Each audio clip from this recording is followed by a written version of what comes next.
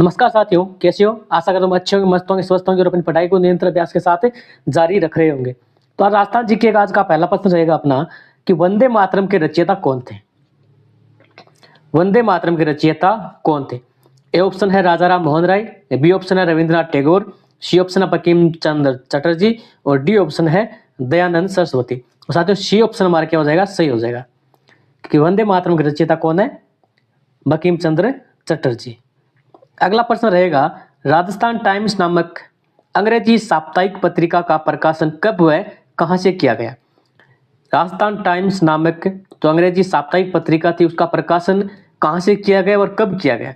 तो साथियों A option Ajmer है, बी जोधपुर है और सी जयपुर है और डी है उदयपुर। तो साथियों 1885 के अंदर कब? 1885 में अजमेर से किया गया। कहां से? अजमेर से किया गया। ए ऑप्शन हमारा सही हो जाएगा। अगला प्रश्न है, राजस्थान जन आंदोलन कहां से आरंभ किया गया? राजस्थान जन आंदोलन कहां से प्रारंभ किया गया? जयपुर से, उदयपुर से, जोधपुर से, जैसलमेर से। तो साथियों सी ऑप्शन हमारा राइट होगा, जोधपुर से किया गया। ठीक है। अगला प्रश्न रहेगा कि समाचार पत्र विजय का, यानी विजय जो समाचार पत्र है, विजय नामक समाचार पत्र का प्रकाशन कौन सी रियासत से होता था? ए ऑप्शन है जैसलमेर, बी है बीकानेर और सी है जोधपुर और डी है जयपुर। तो साथियों जैसलमेर से किसका? जैसलमेर से विजय जो समाचार पत्र था उसका प्रकाशन होता था। अगला प्रश्न रहेगा कि राजस्थान को दो भागों में बांटने वाली रेखा कौन सी है? राजस्थान को दो भागों में बांटने वाली जो समवर्षा रेखा है कौन सी है? समवर्षा रेखा कौन सी है? 150 सेंटीमीटर, 50 सेंटीमीटर, 100 सेंटीमीटर या 25 सेंटीमीटर। तो उसका बी ऑप्शन हमारा क्या हो जाएगा? राइट हो जाएगा। कौन सा? B option. कौन सी रेखा? 50 सेमी रेखा है, वो राजस्थान को दो समवर्षा रेखा भागों में बांटता है। ठीक है। अगला प्रश्न रहेगा कि राज्य में कौन सी झील नमक उत्पादन में अग्रणी है? राज्य में पूछा है, डीडवाना है, लूनकरनसर झील है, जयसमंद झील है या फिर सांभर झील है। साथियों डी ऑप्शन हमारा क्या हो जाएगा? राइट हो जाएगा। सांभर झील कौन सी? सांभर झील राज्य में नमक उत्पादन में क्या है? अग्रणी है।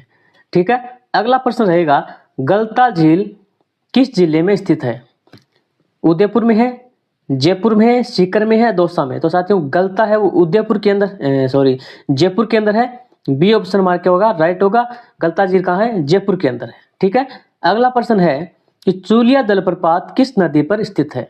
कौन सा चूलिया जलप्रपात है तो कौन सी नदी पर स्थित है? लूनी नदी पर है, माही पर है या फिर बनास नदी पर है या फिर चंबल नदी पर है। तो साथियों डी ऑप्शन हमारा क्या है? चंबल नदी पर है। डी ऑप्शन हमारा क्या हो जाएगा? राइट हो जाएगा। चूलिया जलप्रपात कहाँ है? चंबल नदी पर स्थित है। अगला प्रश्न है, कौन सा युग्म सही नहीं है? या इनमें से ऐसा कौन सा जोड़ा, कौन सा युग्म है जो सही नहीं है? उमेद सागर कहाँ है? जोधपुर में सही है। नौलखा कहाँ है? कोटा गलत है। पन्नालाल साय तालाब कहाँ है? झुंझुनू सही है। जैसमंद झील कहाँ है? उदयपुर के अंदर सही है। तो बी ऑप्शन हमारे इसके अंदर सही हो जाएगा। कौन सा? B option. क्योंकि नौलखा कहाँ पर है? ये बूंदी के अंदर है। कहाँ साथियों? बूंदी के अंदर है। ओके।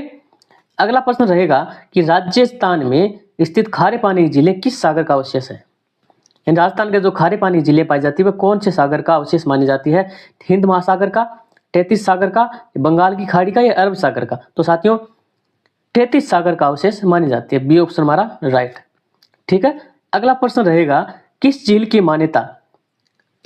मान्यता है कि निर्माण इनका देवताओं ने अपने नाखूनों से किया था?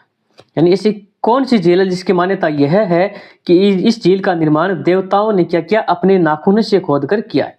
सांभर झील का, पुष्कर झील का, जैसमंद झील का और डी ऑप्शन है मोती झील। तो कौन सा होगा? डी ऑप्शन हमारा क्या हो जाएगा? राइट हो जाएगा। मोती झील का निर्माण है वो देवताओं ने क्या किया? अपने नाखूनों से खोदकर किया माना जाता है। अगला क्वेश्चन रहेगा, अन्ना सागर झील का निर्माण किस काल में हुआ? यानी अन्ना सागर झील का निर्माण किस सन के अंदर हुआ है? 1136 से 37, 1166 से 70 या फिर 1237 से 38 या फिर 1837 से 38। तो साथियों ए ऑप्शन हमारा क्या है? राइट है। 1136 से 37 के मध्य हुआ था। अगला प्रश्न रहेगा, जैसमंद झील कहाँ स्थित है? जयपुर में है, उदयपुर में है, जोधपुर में है, राजसमंद में। तो जैसमंद झील कहाँ है साथियों? उदयपुर के अंदर। ठीक है, बी ऑप्शन हमारा राइट। अगला प्रश्न रहेगा, डूंगरपुर व बांसवाड़ा की मध्य सीमा बनाने वाली रेखा कौन सी है? डूंगरपुर व बांसवाड़ा की मध्य सीमा बनाने वाली नदी कौन सी है? माही है, सोम है, कोठारी है, बनास है। तो साथियों ए ऑप्शन हमारा क्या हो जाएगा? माही नदी है, और डूंगरपुर व बांसवाड़ा के मध्य से सीमा बनाती है। ठीक है, अगले प्रश्न की ओर बढ़ते हुए, मेजा बांध किस नदी पर स्थित है? मेजा बांध किस नदी पर स्थित है? ए ऑप्शन है कोठारी, बी है माही, सी है बेड़च, और डी है बनास। तो साथियों कोठारी नदी भी क्या है? ए ऑप्शन सही है हमारा, कोठारी नदी भी क्या है? मेजा बांध बना हुआ है। ठीक है, अगला प्रश्न रहेगा, माधव सागर किस जिले में स्थित है? धौलपुर में है, दौसा में है, जयपुर में, उदयपुर में।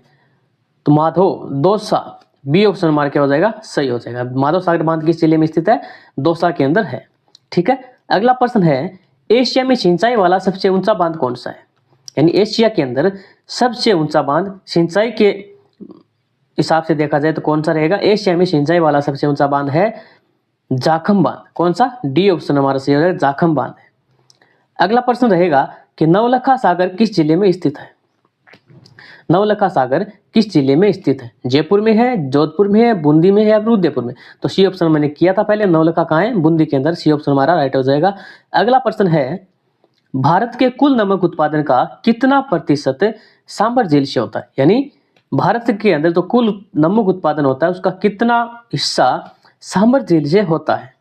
19.7%, 17.7%, 9.7% या 8.7%? तो साथियों 8.7%, 70% कहाँ से होता है? सांभर झील से होता है। डी ऑप्शन हमारा सही हो जाएगा।